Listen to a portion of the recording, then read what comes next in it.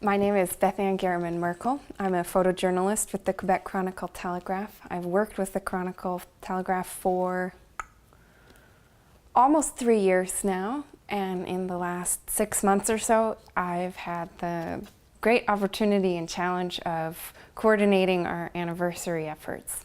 So I have spent a lot of my time in the last half a year or so thinking about the future of the newspaper. As contrary as that may seem, if you're considering 250 years of history, it seems to me it's a prime opportunity for us to think about what the next 50, 25, or 250 years might look like for a paper like this. And in particular, I think what we wanted to underscore more than anything was that this was not a wake. You know, our anniversary celebrations are not a eulogy. They are a milestone, a landmark, and a launching point for whatever comes next. And some of the information that I've sort of based this optimism on, if you will, is based in some interesting surveys that Newspapers Canada and a couple of other newspaper associations have conducted in the last couple of years regarding Canadian preferences for news. And of course, along with most news formats today come ads. And the more ads that we see on billboards and television and magazines and everything, the more and more we think of ourselves as skeptical, possibly over-informed consumers. And yet, it appears that 3 out of 5 Canadians still read their community newspaper, which is an extraordinary thing in what we like to think is a digital age.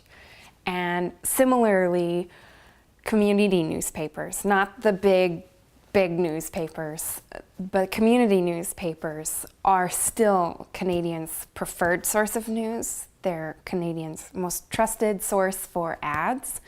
And interestingly enough, they are one of the few newspaper formats or print news formats that are still read cover to cover.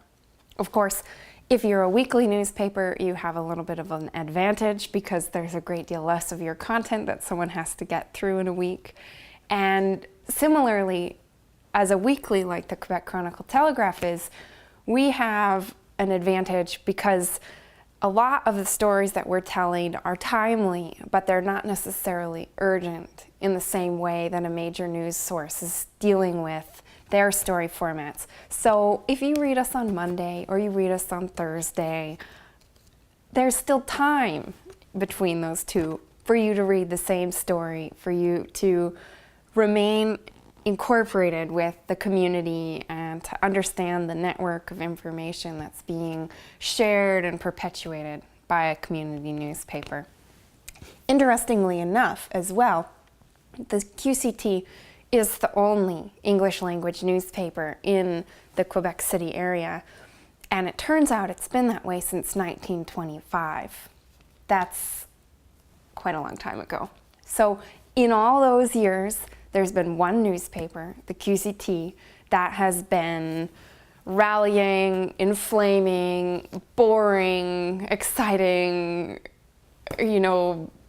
lining packing boxes and filling scrapbooks for not just the Anglophones of Quebec City, but English readers in Quebec City. And more we find that Anglophones aren't the only people who are interested in the Quebec Chronicle-Telegraph.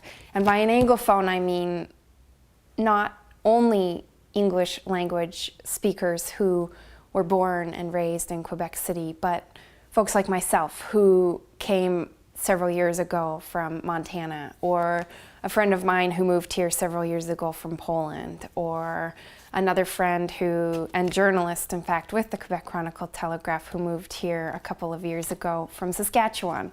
We're all Anglophones in the sense that we speak English before we spoke French. And we all have found a way to connect to Quebec City through this one seemingly small newspaper that has an extraordinary scope and a powerful impact, not just in our lives and not just in the Anglophone community, but throughout history, as our historian has found, and also we learn kind of by accident how many connections there are back to the community newspapers. There's Jacques Boissineau is a photojournalist for the Canadian Press who started as a photographer for the Quebec Chronicle-Telegraph a decade or two ago. And it kind of goes so on and so on like that. Karen MacDonald, who's currently the director of global media based out of Montreal, was once an owner and editor of the newspaper.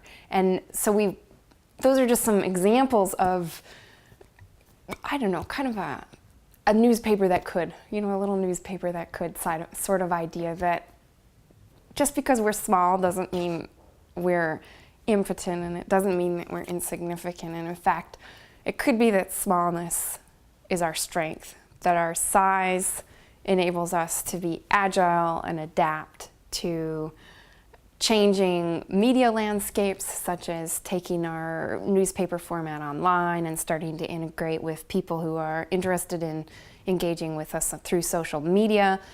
And also, we have some fluidity in terms of our format, even on a weekly basis. Some weeks it's 8 pages, some weeks it's 12, some weeks it's 16, depends on what's going on in town. Depends on how many people want to reach our subscribers with their ads and so on. And we have that capacity because we're small. We're not locked into a specific format. We're not locked into we have to do the style pages on Thursday, and things like that. I think another thing that's kind of interesting is that community newspapers are credible in a way that some of the slick and glossy media today isn't, because they're written by, about, and for locals. And it's an interesting point to consider when you think about the fact that most major newspapers in North America are really struggling right now financially and trying to figure out what their next new format's going to be and how they're going to maintain their economic structures and things like that. And then you have media mega millionaires like Warren Buffett who are doing what? Investing in community newspapers, not major newspapers. He's not interested in the New York Times, but he's buying little podunk newspapers in the middle of the Midwestern United States. And that man knows a good investment when he sees one. And hyper-local news seems to be the thing that is still very viable when it comes to print news. For example, our readership includes people not just in Quebec City, but ranging all the way up into Shannon, the Valcartier region, St. Catherine de la Jacques-Cartier. We have a considerable contingent of subscribers all the way down into Thetford Mines. And in fact, we're not the only English language newspaper in Quebec City. We're the only English language newspaper in the greater Quebec City region. You have to go west to Montreal or south into the eastern townships to actually bump into another English language paper. So we estimate that it could be somewhere between 10 and 20,000 people in the region who potentially would have an interest in the Quebec City Chronicle-Telegraph, not just because it's an Anglo paper, but because it's English language news about English language events, or also events that are happening in English, or events that are of interest to people who are interested in English.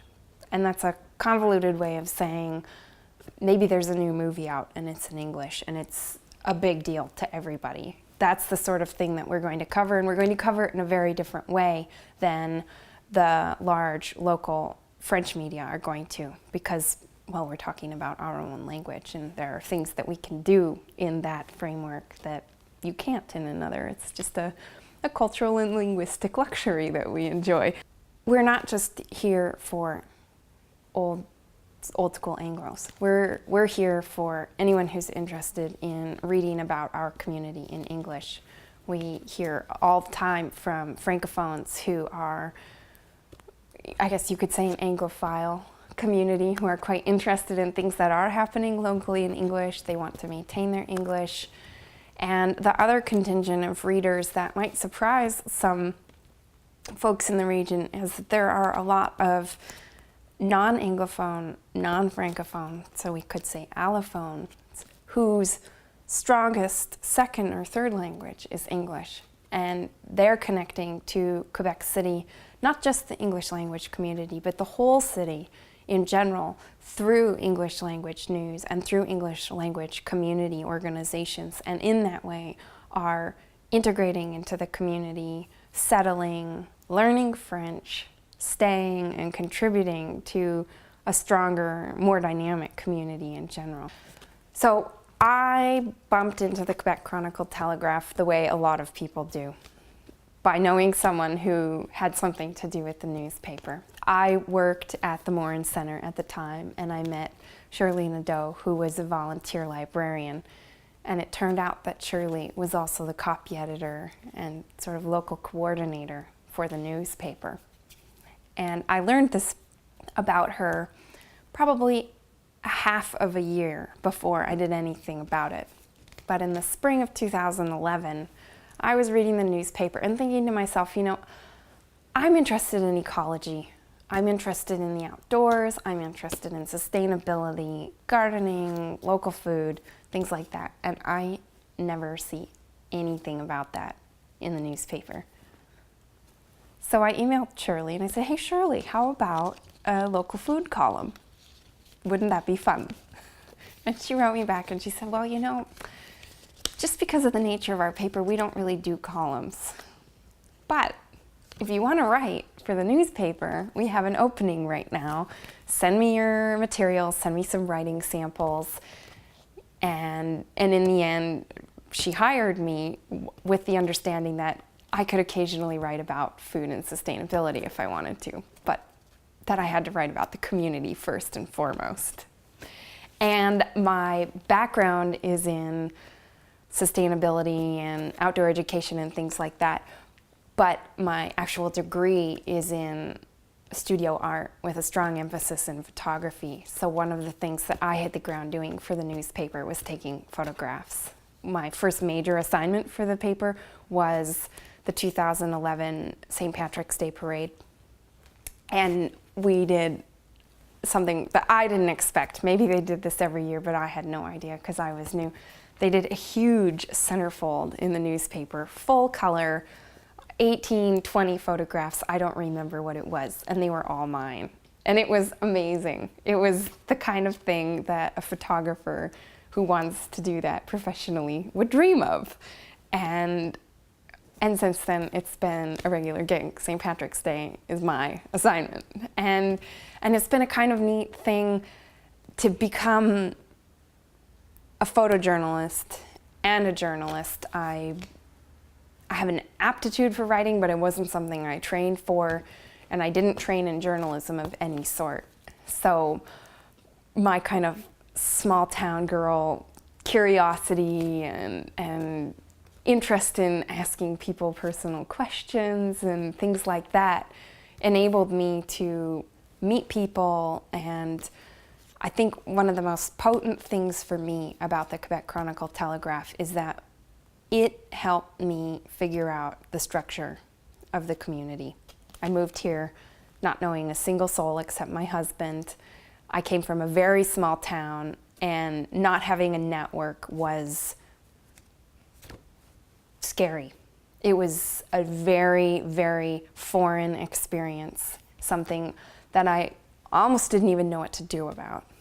And it took almost a year and starting to work for the newspaper before I started to realize that person works for this organization, this person works for this organization, these people go here, these people go there, this person used to be there but they're now there.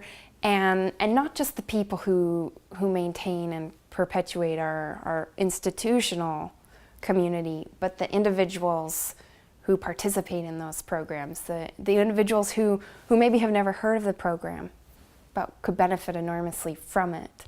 And it was definitely through the newspaper that I was able to sort of map out my relationship to the community. And in that way, I got a radical, abrupt integration, whereas I think a lot of people here don't have that benefit because they have to do it one by one at a time. You know, they don't have the opportunity to get the phone call that says, hey, I've got a story, you know, come ask me some questions. And those come ask me some questions moments are the things that that build the community and that perpetuate a heritage and that help us kind of collectively determine what our future is in a community.